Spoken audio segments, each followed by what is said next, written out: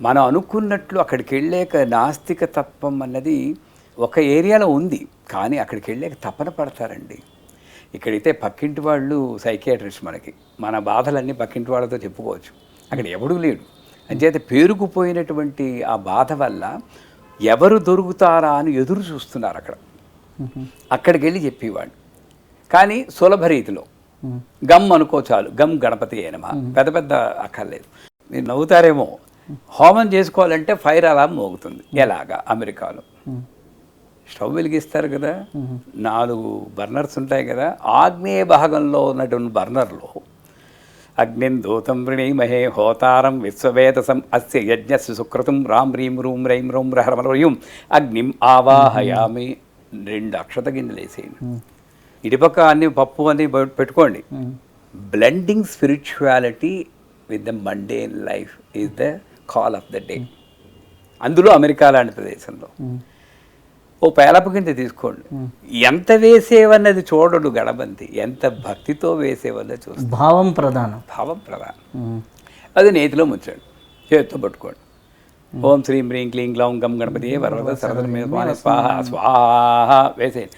ఒకసారి పప్పు కలిపి వస్తాను ఉండు అని కలుపుకో. ఇలాగ భగవంతుడిని నా హౌస్ హోల్డ్ మెంబర్ కింద చేర్చుకో, చాలా ఫ్రీగా ఉంటుంది కదా. ఒక పూజ గదిలో అరెస్ట్ చేసి ఏదో అంటరాని వాళ్ళ అక్కడ కూర్చోబెట్టి బయట నేను ఎలా ఉన్నా పర్వాలేదు, పూజ గదిలో మాత్రం పూజ కొట్టాలంటే తప్పు కదా అది.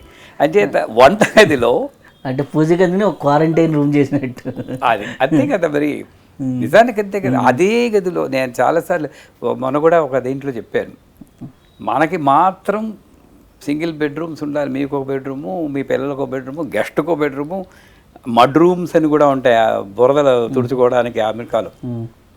అంతమంది దేవుళ్ళని ఒకే రూమ్లో ఇరికించడం తప్పు కదండి. లక్ష్మీ విష్ణువు ఒక గదిలో ఉండాలి, శివుడు పార్వతి ఒక గదిలో ఉండాలి. మరి విగ్రహాలు పెట్టుకున్నప్పుడు వేరు వేరే కదా, సర్వం కలివిదం బ్రహ్మ అన్నప్పుడు ఇది అక్కర్లేదు. నువ్వు విగ్రహాలు పెట్టుకున్నప్పుడు వేరు వేరు అని అయితే వాళ్ళని మరి వేరు వేరు రూమ్లో అంటే మీ పిల్లల రూమ్లో కొన్ని విగ్రహాలు, మీ రూమ్లో బెడ్రూమ్లో కొన్ని, అమ్మో బెడ్రూమ్లో దేవుడు ఉండకూడదు. ఇటువంటి భావాన్ని పోగొట్టి వంట ఇంటిలోనే హోమం చేసుకోమన్నారు. బాగా సక్సెస్ అయింది. మీకు వీలుంటే చేసుకోండి, వీలు లేని వాళ్ళు ఏం చేస్తారు అని చెప్పి. అంచేత పాశ్చాత్య దేశానికి వెళ్ళడానికి ముందే మంచి బీజం మొట్టమొదట నాటిన వారు మా అమ్మ అయితే, అమ్మ పేరు యశోద. కృష్ణుడికి యశోదలాగో నాకు మా అమ్మవారు అలా వచ్చారు. తర్వాత నాకు ప్రాణం పోసింది అమృతానంద సరస్వతి. ఆయన ఒక లైఫ్ కల్పించాడు నాకు. ఆయన పేరు ప్రహ్లాదుడు అని పెట్టాడు వాళ్ళ నాన్నగారు వాళ్ళు. ప్రహ్లాదుడు అంటేనే భక్తికి తార్కాణం. పోతే నాస్తికత్వం అంటారా, నాకు సంబంధించినంత వరకు ఆయన జీవితంలో అదొక మాయ. ఆస్తికుడిగా ఉండుంటే కేవలం మంత్రాలు చదువుకుంటూ పూజలు చేసుకుంటూ పైన అలాగా ఈ సముద్ర తీరంలోనే విహరించి వాళ్ళు నురుగు మాత్రమే దొరికేది, ఆల్చిప్పలు దొరుకుతాయి మహాపోతే.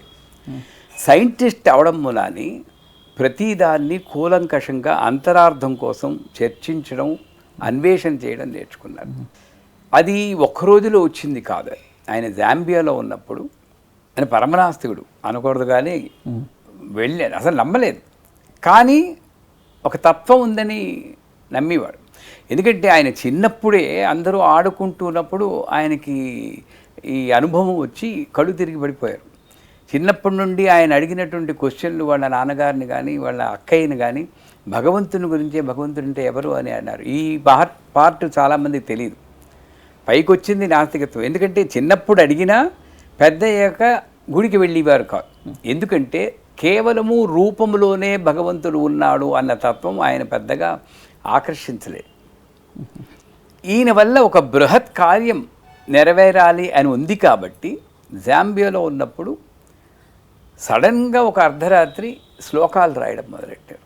సంస్కృతంలో కొంచెం ప్రావీణ్యం ఉంది. ఆ శ్లోకాలు సామవేదానికి నిర్వచనంగా ఉంది, దాని అంతరార్థమైంది. ఇంకా అక్కడ ఒక ప్రథమ మలుపు తిరిగింది. తర్వాత మనం బిర్లా మందిర్ అంటాం, కానీ అది బాలాజీ మందిర్, బిర్లా వారు కట్టించారు. అన్యావదేశంగా బిర్లా మందిర్ అయిపోయింది. ఆ బాలాజీ మందిర్కి వచ్చినప్పుడు మా గురుపత్ని గారిని లోపలికి పంపించి ఆయన బయట కూర్చున్నాడు. అప్పుడు ఒక నల్లటి ఆకారం ఆజానుబాహు వచ్చి ఏం నాయనా ఇక్కడ కూర్చున్నామని చెప్పి ఆ ఆకారంలో ఉన్నది పుంసాం మోహన రూపాయ ఆకర్షణ శక్తి తట్టుకోగల శక్తి ఎవరికి ఉంది అనేది ఆకారానికి వశమైపోయి ఆయన చేయి పట్టుకొని మెట్లెక్కి పైకి వెళ్ళాడు మా గురువు గారు. వెళ్ళాక అక్కడ పై మెట్టు మీద సురవ తిప్పిపోయారు. అది రెండో ఎపిసోడ్ అన్నమాట ఆయనకి. అంటే భగవంతుడు తను నెరవేర్చాల్సిన కార్యం కోసం ఆయనలో ప్రవేశించినటువంటి రెండో. తర్వాత ఇంకా అక్కడి నుండి అమ్మవారు కళలో కనబడి, కళ అన్నది మా గురువుగారు అంటారు, కళకి విజన్కి ఏమిటి తేడా, డ్రీమ్కి విజన్కి తేడా ఏమిటి?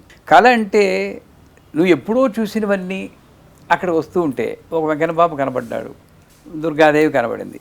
It may be a memory leak or it may be a vision. Maybe రెండు ఉంది. ఎందుకంటే చూసావు ఆల్రెడీ.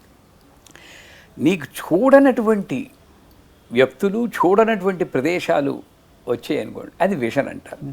ఓ ఋషులు ఎవరో ఇలా కనబడి నేను ఎక్కడికో తీసుకెళ్ళిపోవడం, మణిద్వీపంలోకి అక్కడ అప్సరసలు నాట్యం చేస్తూ ఏమి మీరు చూడలేదు. అరటి చెట్టుకేమో మందార పువ్వు పూయడం, ఇటువంటి విపరీతాల్లాగా ఉన్న దృశ్యాలు మనం కనలేదు. అలాంటి వేదన కనబడం విషన్ అని చెప్పుకోవచ్చు. ఈయన పరమనాస్తికుడాయే. అటువంటి ఆయన కళలో ఒక దేవత వచ్చిందంటే అది విషనే కదా. ఆయన ఎప్పుడూ గుడికి వెళ్ళలేదు. అనేది ఆ దేవత వచ్చి నాకు గుడి కట్టించు అని అలాగా చెప్పి ఈయన అమ్మవారితో మాట్లాడేవారు. ఈ అమ్మవారితో మాట్లాడడం అన్నది ఒక డీపర్ సెన్స్ ఆఫ్ స్పిరిచువాలిటీ.